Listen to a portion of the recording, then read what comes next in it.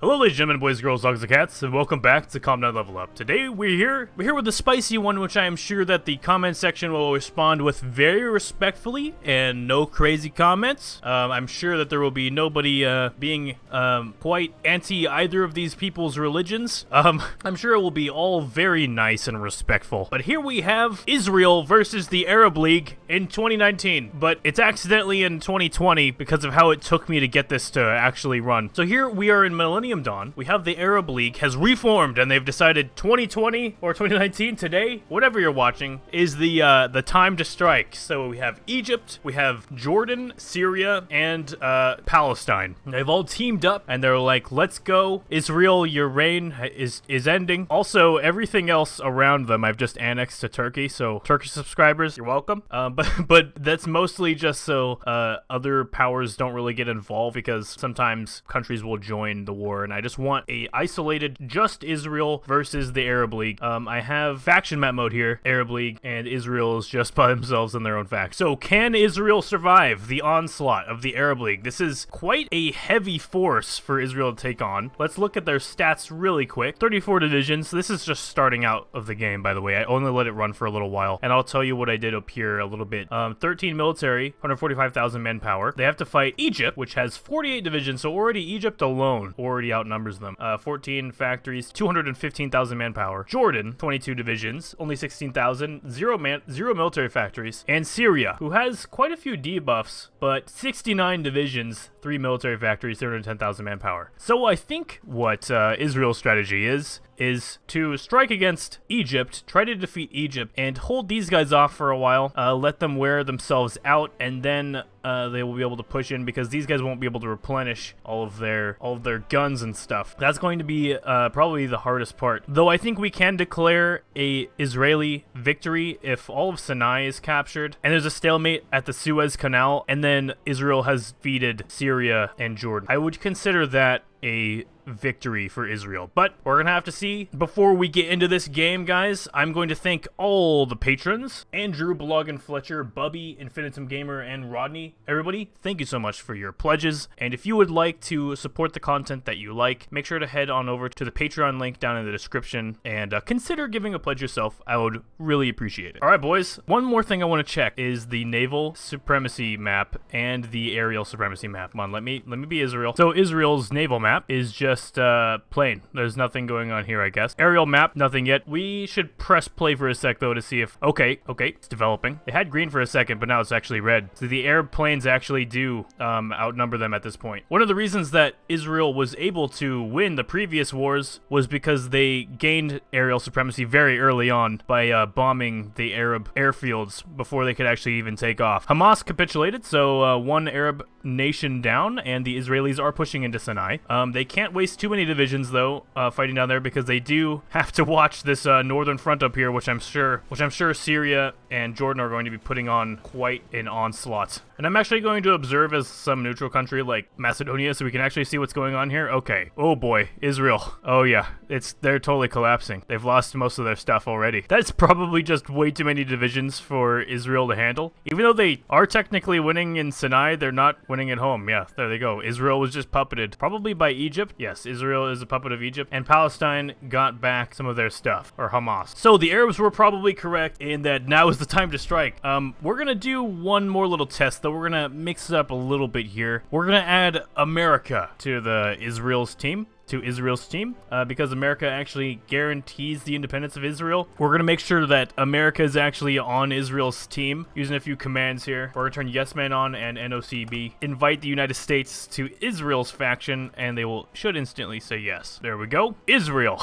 Now, how much support can the United States actually provide? The US is 86 divisions, 3 million manpower, so obviously very powerful, plus all the factories and stuff. And then, of course, the biggest part's going to be the US Navy, who's actually already over here with some ships. It's got a little bit of a ship. It's got a little bit of a fleet over here in Italy that can head right on over. I think there's got to be a fleet over here, yes, in Qatar. Oh no, this is not a fleet. This is actual just troops. Okay, so let's see. All the allies to Jordan should have joined the war here. All right, everyone here is at war with Israel, and the US is on their team. Egypt is at war with the US. Everyone here is at war with the US. And I guess we're leaving everyone else around. So if the war wants to escalate, know, that's fine. Go ahead. Let me get into observer mode here, and let's see how this goes. Actually, I should probably get out of that view so that I can actually see pop-ups. Okay, so the Israeli and it looks like Egyptian navies are facing off, but it looks like the Egyptian navy is winning due to numbers. Wait, who just joined? For a second, it looked like Myanmar joined Israel's team. Did anybody actually join Israel's team? I clicked past it too fast. All right, boys, we're seeing similar results here. Israel is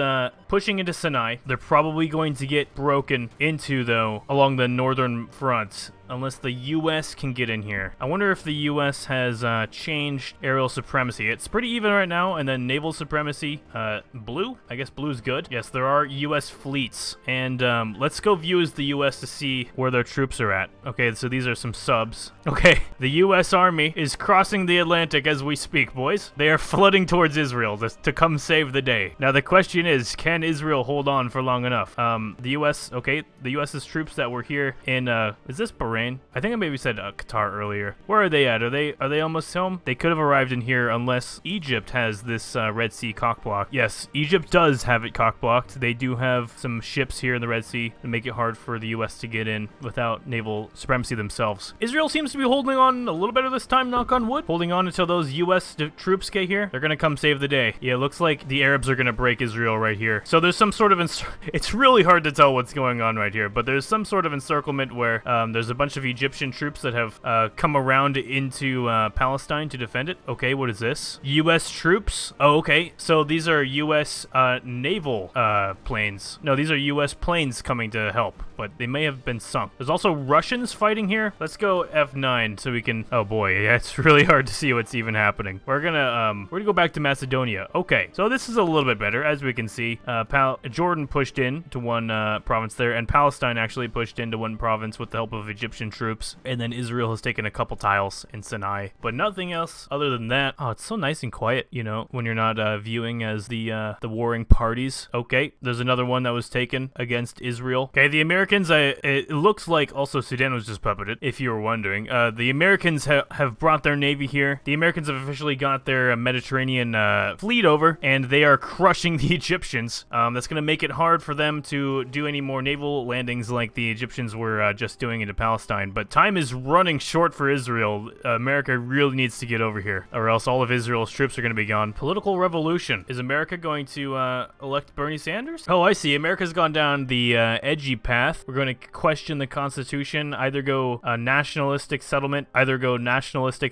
or go down the socialist or communist route. So that'll be fun to watch. But as we can see, the Americans are almost to Israel. They made a quick stop here in Malta, or around Malta, and they're right almost there. They've gained naval supremacy. They've defeated the Egyptian navy, and as we can see, Israel is still barely holding on, and those Americans are almost there, and they might turn the tide, so we'll have to see. I'm gonna go back to this. Maybe I turn this off. That'll help with those little front lines everywhere. Yep, okay. American troops, they're here. Are they going to attack Egypt or land directly in Israel? All right, boys, as you can see right here, it's pretty loud down there. There's American troops, trucks and everything. They're all here, and they're ready to save their little buddy. I think Israel is still losing tiles slowly, but the goal is that America changes the tide of that. Israel's a mess. Let's check some casualties. I'm actually very interested. Israeli-Jordanian war. All right, boys. Pretty low all around. 21,000 for Syria, which is the most. A lot more in total for the Arab League because they're the attackers, so it makes sense. But 21,000 for Syria, 16,000 Egyptians, only 580 Hamas, 5,000 Jordanians, so 42,000 total. And over here, Israel has lost 14,000. The U.S. has only lost 200. So still relatively low on the Israeli side. Okay, but Israel still seems to be falling apart. They do have now British volunteers. They're still holding on to Golan Heights, which is crazy. And there's Iranian support on the Arab side. This is what Israel looks like now. They're barely holding on. Let's check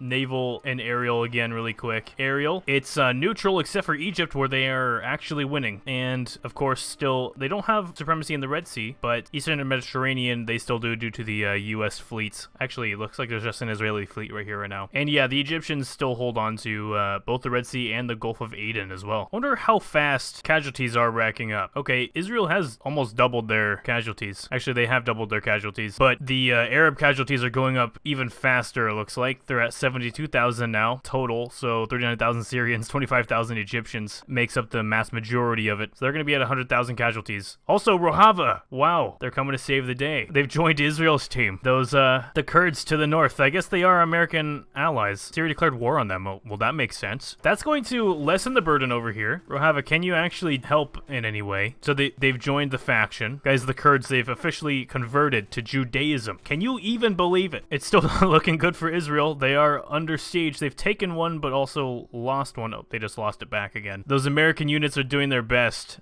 They've just brought in, I just saw some tank divisions get rolled in. So Tel Aviv and Jerusalem, and then of course Haifa, if that's how you say it. Novorossiya changes, okay, whatever. There's a pocket here, but it's not encirclement because they do have the naval base and Golan Heights still under Israeli control. Actually, it's Trump Heights now. It was renamed officially, which is really funny. Okay, the U.S. has made a naval landing in Syria. Greece, did you die? What happened, Greece? Oh, whoa. Oh, okay. Well, the European Union just formed. That was without my knowledge. Hello, EU. Theresa May. Wait, the British formed the EU. I thought you guys were Brexiting. Also, May, you're still in power. It's 2020. That's not realistic. This game is breaking my immersion, guys. Oh, all right. It was all just made back to the United Kingdom. Wow.